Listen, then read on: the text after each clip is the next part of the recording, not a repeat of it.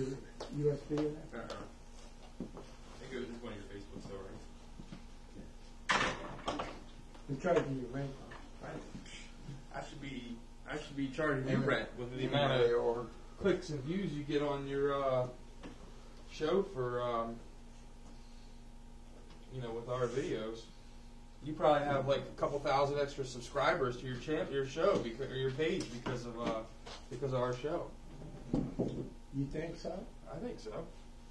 You think so? I don't think so. I think so. I mean, I was actually promoting it with money, and there was, and the only reason why I stopped. What, promoting the Facebook page? Oh yeah, I was putting $30-40 a month into that. Were you? And the only reason why I stopped was because we had political content, and Facebook gave me grief over it. Really? Yeah. They wouldn't allow me to show my show What a load of because crap. it had political content. So I went ahead and I sent them a fuck you. Yeah. And I added it up for them that I was spending like $20 a week. That's $80 a month, $100 a month sometimes.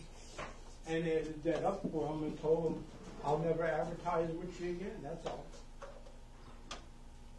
If I can't advertise what I want to advertise. Right. What's the difference? Why would it matter if you have political comment?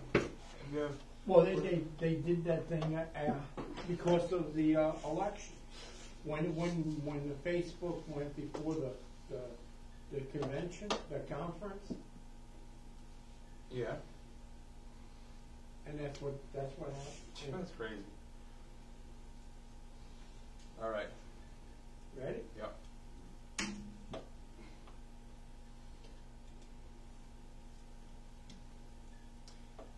Good evening. I'm Andy. And I'm Evan. And together, We're the Deplorable General. Every week we bring you tactical tips and tricks, guns and gear review, and political commentary. I myself am a military veteran and a bounty hunter. Security contractor, bounty hunter.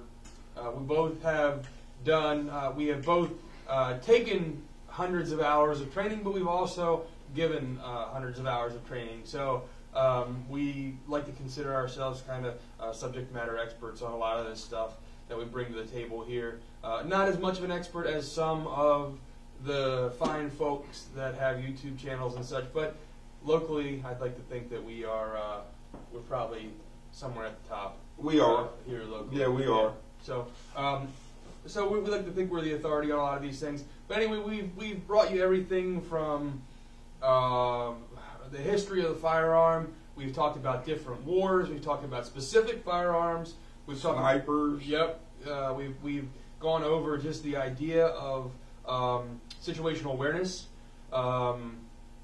And we've had some guest speakers on board, one of them being Joe Nobody. He's an author who wrote the book, The Homeschooled Shootist. It's a book on how to teach yourself how to shoot a carbine in a tactical situation. So we like to bring you good informative content that's also entertaining. Hopefully, I think we do pretty good doing that. Yeah. So we always do shout-outs at the beginning. So always love to give our first shout-out to FN, because FN is an awesome company. They make great weapons, good price, great quality, battle-tested, battle-proven, incredible customer service, and from our side, one of the only firearms companies on our smaller scale, the smaller scale that we are, one of the only firearms companies that's actually supported us as a channel and given us gear, hats, shirts, swag, that kind of thing, which we in turn then send out to our viewers who like, comment, subscribe, and share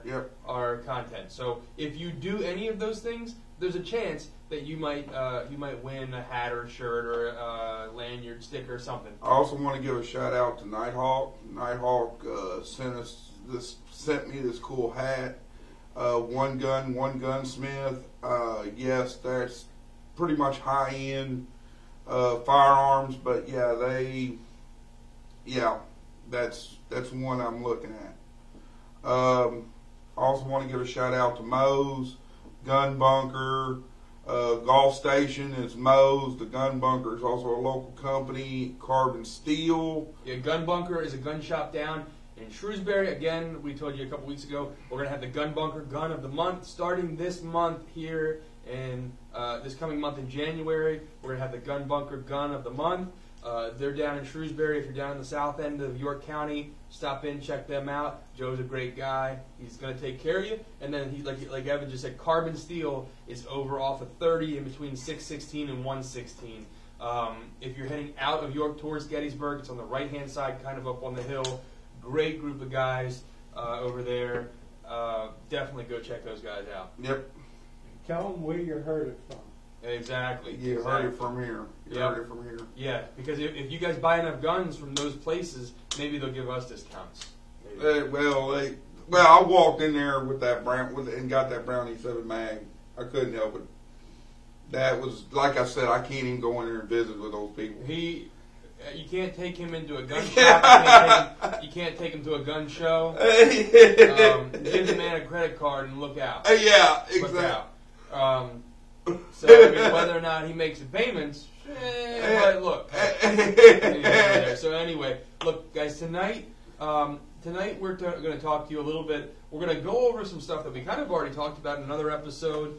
So if you've been watching us for a while and this is familiar to you, just go with it. But otherwise, we're going to jump into kind of a review of a specific firearm after we go over the history of that type of firearm and then the actual manufacturer of the firearm. Then we're going to talk about the actual firearm itself. And if we have time, I'm going to jump into the optic that I have on it. So hopefully it's good, useful information for you guys. So let's start with the basics. Okay, so about 6 months ago, we had a series of episodes where we debated what was better, the AR-15 and the AK-47. Okay? Yeah, we had fun with that. It was a lot of fun. So we had one episode where we actually talked about comparing the two. Leading up to that episode, we actually dove into the history of the AR-15 and the history of the AK-47. So that is kind of what we're going to touch on here today. We're going to actually talk a little bit about the AK-47 in general, and we're going to then talk about the AK-47 variant that I have here, the AK variant that I have here. This is a... Don't worry about zooming in, Robert. But this is a Zastava M85, and the that's a pistol, by the way, guys. It is a pistol, and we'll dive into it. This is the M85 is the pistol version. The M95, I believe, is the actual carbine version of this firearm. So we're going to jump into this in a little bit, but first we are going to talk about the AK-47 just in general.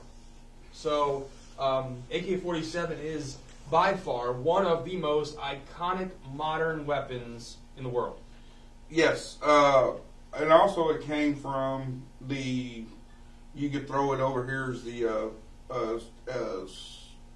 ST-44, SGT-44 right. from Germany, Sterngewehr, in World War II. Which, the funny thing is, when we entered World War II, the M1 Garand was state-of-the-art. Right. By the end of World War II, because of the Sterngewehr and a few other, it was obsolete. Yep. Oh, absolutely. Yeah, and then we, meaning the American forces and the Allied forces, stuck with that design and tried to develop that, whereas then the Russians went a completely different direction and basically started to look at the Sterngewehr and looked at that technology and built on that, which is why I believe that the Russians were ahead of substantially in the arms race when it came down to the battle rifle. The thing about the AK, and I do have my AR up here just for comparison. The AR-15, what Gene Stoner came up with on this rifle was easy maintenance and care. Okay? This is not a firearm that is as robust as, let's say, the AK.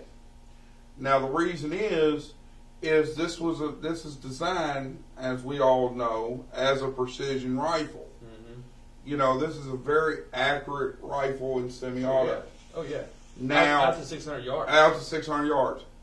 The thing about it is the AK went the other side of the way. They wanted reliability, not so much accuracy. Yeah, and I think they also wanted the most carnage. I think that was a part well. of I mean, here's the thing: you take a 7.62 by 39 cartridge, guys, and yes, this is a 30 caliber cartridge. Mm-hmm. Now, guess what? This is a little bit bigger than our 308 cartridge. It's like a 311 caliber cartridge. So this got like the same diameter bullet as a 303. Mm-hmm. You know, you want to get technical. So it's a larger diameter 30 caliber bullet. And that right there is, you know, at combat ranges, that's going to be more effective. Absolutely, yeah. That's going to be a lot more effective. And in our episode where we talked about AK versus AR, we had mentioned that there are tons of anecdotal stories of our guys over in Iraq, Afghanistan, and so forth pumping 30 rounds into one of the bad guys over there, and they keep running because there's such high velocity. They just go right through and they call that was also the problem with the SS-109 road. Right. Yeah. You know, we got that steel core jacketed load, which is nothing wrong with SS-109s. Nope. It's just that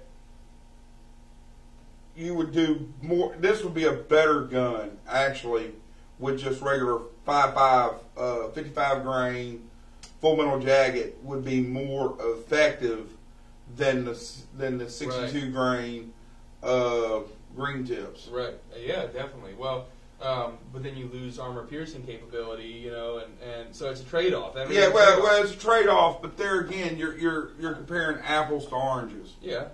I mean, how many grenadiers do we have? Right. In a squad? Right. True. You got 1-2 grenadiers that actually have an M203. Yep. On an M4. So with that being said, there's your armor piercing capability. Yeah, that's true. And then everybody has an AT4.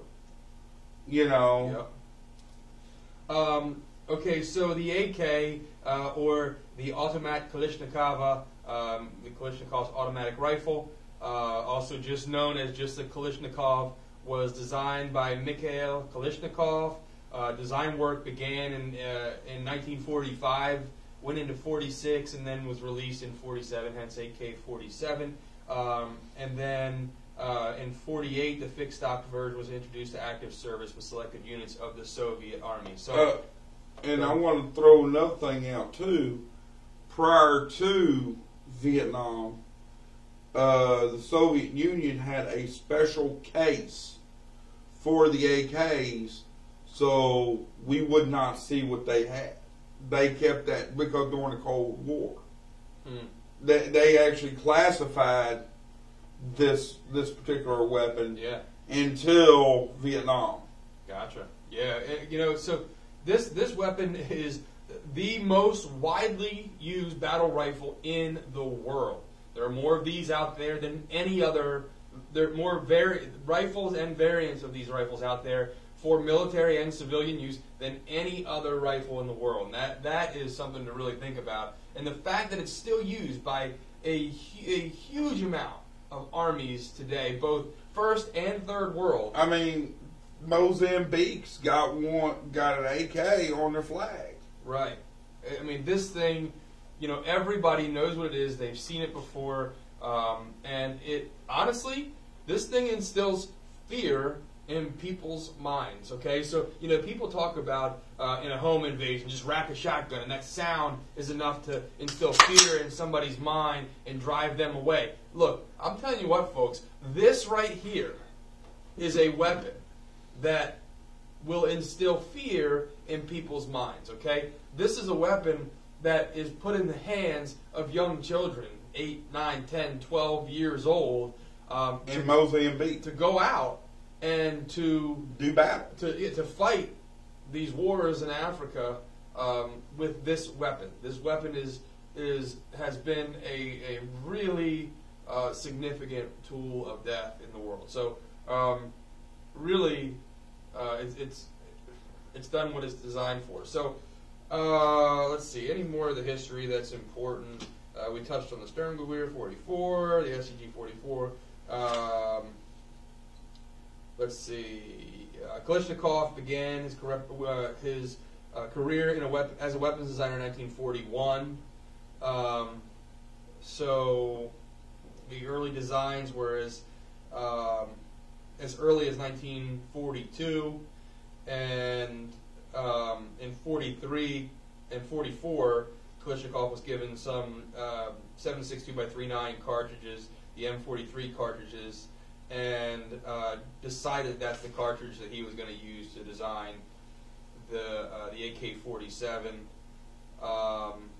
The rifle that Kalashnikov designed was in the same class as the SKS, which had the fixed magazine and the gas tube above the barrel.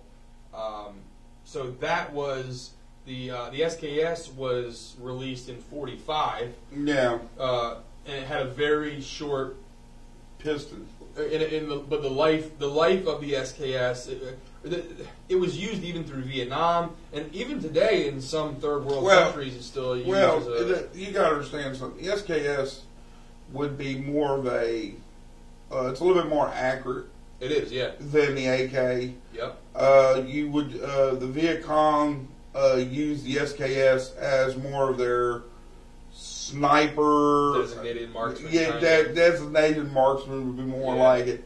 Especially when they're popping up of a foxhole. Right. Oh yeah. Yeah. Yeah. You got to understand they use those foxholes and tunnels. Oh my gosh! I mean, some of those places were elaborate. Oh yeah. Yeah. Well, don't get me wrong. I love the SKS. SKS is one of my personal favorite battle rifles that I've owned and shot, and I really enjoy it. If it wasn't for the fixed box mag, the limited magazine capacity, if they would have manufactured them originally to accept AK magazines or a similar magazine, I think that it could have given the AK a run for its money. Now wait a minute. Now the Chinese did make a paratrooper. Yeah, they did, but it was more so released to the civilian market than the actual. Yeah, but what I'm saying is they use AK magazines. Right. Yeah, exactly. Which I would almost prefer in some instances to an AK. If it's a good quality weapon that with no malfunctions and that sort of thing, because then they've also been known. Some of them they had issues. You got to understand something. The way they were thrown out. Right. Exactly. I mean, my God, we talked about this. Oh, good grief! We talked about this at length. Of look at all the Eastern Bloc. During the late 90s. Yeah. During the crime bill. All the Eastern Bloc guns that came over. Like, for instance, my son's godfather carried a PA-63 918 Makarov. Mm-hmm. Yeah. As his, hotel, gun, detective gun. Because, we weren't kicking indoors. Mm-hmm. We just needed it was a good gun. It was a good gun. And I wound up having to get as a trade for my Anaconda, I wound up basically trading for a P5 Walther. Yeah. Yeah, well, I carried a Tokarev 7.62x2.25 for a long time. I owned several, and I carried one for a while. It's a good carry piece, good full size gun, tuck in your waistband. Really good gun. So yeah, those Eastern Bloc guns. I mean, this is my backup. I mean, this is my backup gun right here, and that's what we're talking about. We're talking about a single stack. P5 compact would be right here, except it's a 9mm instead of this is a 380. But so we'll jump into this manufacturer. Okay, when we talk about the AK, obviously the Russians are the parents of the AK, so to speak. But when it comes to manufacturers, this is manufactured by Zastava Arms. Okay, now if you know anything about firearms on a global scale, you should recognize Zastava Arms. Okay, Zastava has an immense history of producing high quality military grade weaponry. Okay, so this weapon was actually wasn't designed for civilian use. This was designed for military use. Okay, it was then purchased by Century Arms, who imported it here into the United States. But the initial, the design by Zastava Arms was for military use. Now, Zastava is based in Serbia. They produce they produce weapons for over 40 different countries, and some of the rifles they produce are the AK variants and the Zastava M70s.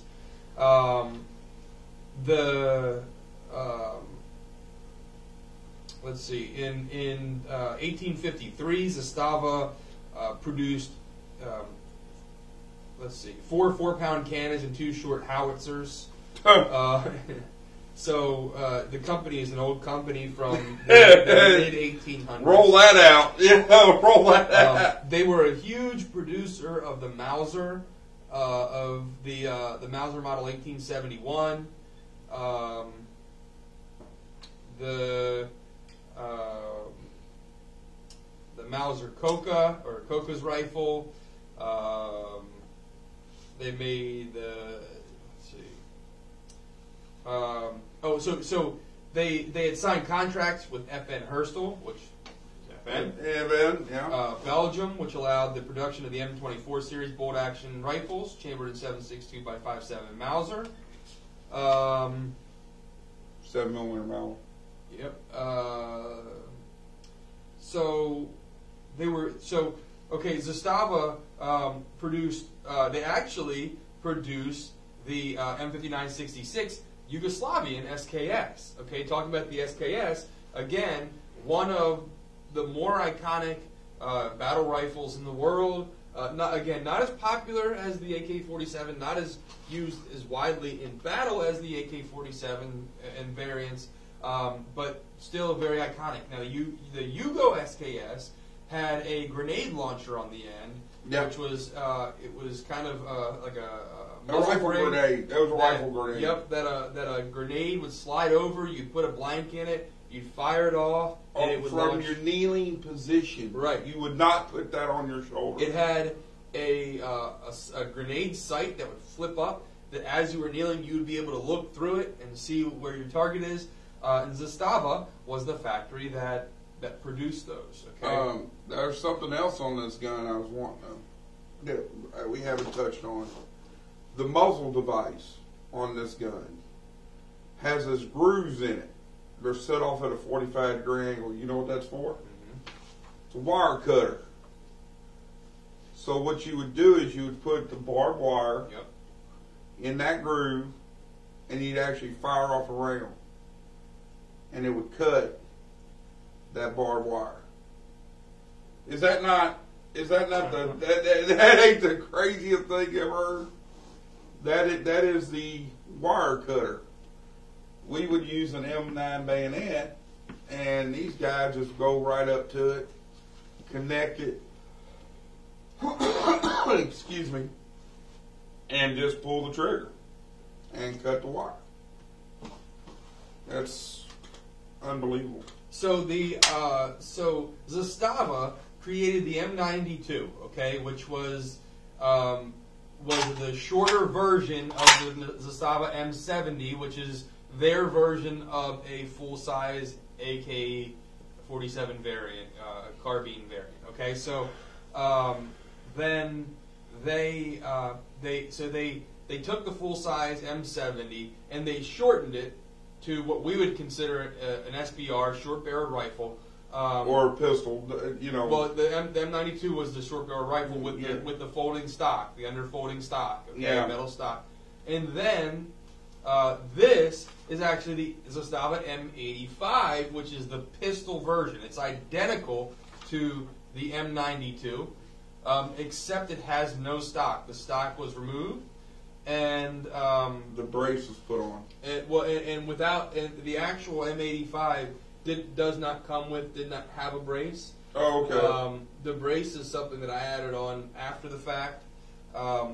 But for all intents and purposes, this is an AK-47 variant, and is a fairly close reproduction or attempt at a Russian special forces or paratrooper type AK-47, except this is semi-auto, not full auto. Now, a couple interesting features of this. So, this weapon, this magazine is not a factory mag. This is type Tapco, isn't it? Yeah, Tapco. And this one is. We're not going to put this one in because it does have rounds in it. And I do use steel case ammo in my AKs because they were designed to shoot steel case ammo. So I don't mind it. But this is a factory magazine. Now what you'll notice is there's a notch down here, and you may or may not notice it because of the camera, but there's a notch down there. What that notch does is it allows the bolt to lock back when the magazine is empty, and that is a uncommon feature of the AK. That's not a feature that most AKs have. Yeah. Now it also has a notch. Here, flip that around so the camera can see it. It has a notch in the actual safety selector, and that notch will hold the bolt open with or without a magazine. And literally, to ride it forward, you just push down, and you chamber to load. Yep, and you chamber around. So again, this particular gun did not come with the brace. I added it separate. There are companies that sell this particular weapon with the brace or some version of the brace. I highly recommend it because without the brace, I don't believe it has very much functionality. It's a noise maker. And it has a lot of creep up. Oh yeah, that's one thing about this, guys. This thing has got a lot of jump to it. Yeah, absolutely. And when you just try to control it without the brace, you're just making a bunch of noise. The only way that you could really do it in a tactical situation would be with a single point sling, and even then, where you would actually push the weapon forward. It had to be a bungee type. Right. Sling. Yeah, and that's really the only way that without a brace you could actually use it, functionally. A couple of other things. So it came with a wood foregrip.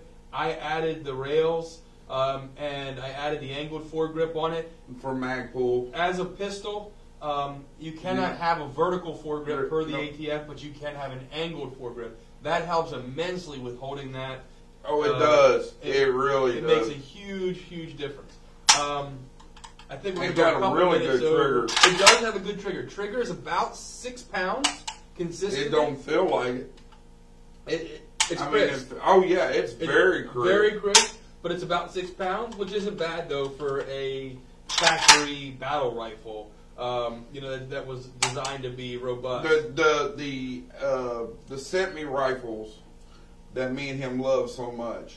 HK clone. The HK clone. Those have, believe it or not, a 9-pound trigger. Yeah. Which are spongy. And they're spongy. So It is a stamped receiver. However, it is milled a lot, or it's stamped. The steel is a lot thicker than the average, say, the Draco is. So the chrome, the chrome bolt, all very robust. Now, the couple of other things that we're not going to touch on the optic tonight because we're pretty much out of time. This pistol grip was an upgrade that I put on that makes a big difference in holding it because it does have some weight to it. This whole rifle weighs probably with the optic right now with no ammo in it. 9 pounds. I would say 8.5, 9 pounds or so. With a loaded mag, over 9 pounds probably, which is a lot of weight for a small weapon, rifle, pistol. And then the last thing that I want to mention though is because it is such a short barrel, the optic is a serious issue or concern or something to consider. This is a DI Optical. It's a Korean company. They retail for about $425. The reason I use this optic as opposed to something like an EOTech or an Aimpoint is because it sits higher. Now, this is a short barrel, so needless to say, you pump a couple magazines out of this thing, it heats up a good bit, and there have been cases of people cooking their optics, even on a higher quality optic. So I opted for this DI Optical because it sits higher. Like I said, we will review this optic on another episode just because we're running real low on time. We're actually over time. So right now we're just talking to all you people out there on the Facebook world. But it relatively good optic. I would definitely recommend it. Wouldn't be my first choice of optic across the board, but for this application, definitely think it's a good option. Like I said, they retail for about $425 on Optics Planet. Then the last thing that I want to jump on real quick is the sights. The sights are actually pretty decent sights. The front sight is adjustable. It's a standard AK peg sight. The rear sight is just a steel sight, but it has an aperture. Yeah, and it's got a flip up for 200 and 400 meters, which is actually I think is pretty decent. Now AK sights in general are kind of crappy, but overall it works. I think that the extra weight in adding an optic to the front of this thing is a very good trade-off for the sights. For the sights, yeah, it's like I said, not a fantastic sight, but it is. It does work. So overall, the Zastava M series rifle / pistol is definitely something that I would recommend. Taking it to the range, it's a whole lot of fun to shoot. It really is, and this thing in its current configuration, I would say would be accurate out to give or take maybe 300 yards. In most people, I would like to stretch it out. I would like to stretch it out. I think it's capable of more than that, but I mean, the standard AK, you're looking at maximum. I'm just out of curiosity. Curiosity. Yeah, the standard AK maximum effective range is 4, maybe 5 in the right hands. 500 yards for an AK is pushing it. Just because of the size of that bullet, you have a lot of drop at that. Well, it runs out of gas quick. Right. It's not a speedy. I would say 350 would be a good conservative range. I mean, just out of giggles, I wouldn't mind pushing out like 200, 300 yards. Yeah. Oh yeah. I mean, I think and I would be pushing. I mean, the 200 yards doable. Yeah. But 300, yeah, with that pistol, man. Yeah, and with the right muzzle brake, even I mean, there's other muzzle brakes that are made for this weapon. This is the Krink muzzle brake that's on here. I like it. It's effective. It makes a really cool fireball. That it does. So that thing's bright. I like it, but there are other muzzle brakes out there that would make this a little bit more accurate. That, you know, if if you were going for accuracy, but let's face it, folks, at the end of the day, this is not a gun designed for long-range accuracy. No. This is a gun designed for up close and personal. It's designed for... Another thing, too, is bring a fire extinguisher.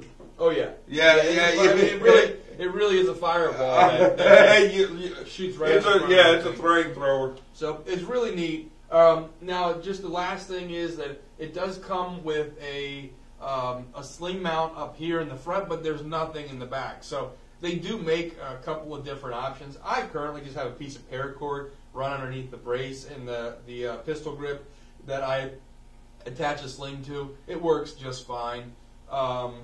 You know, they improvising. Right, they do make nothing wrong with improvising. other options that are you know, a little bit more commercialized. I really don't care. This works.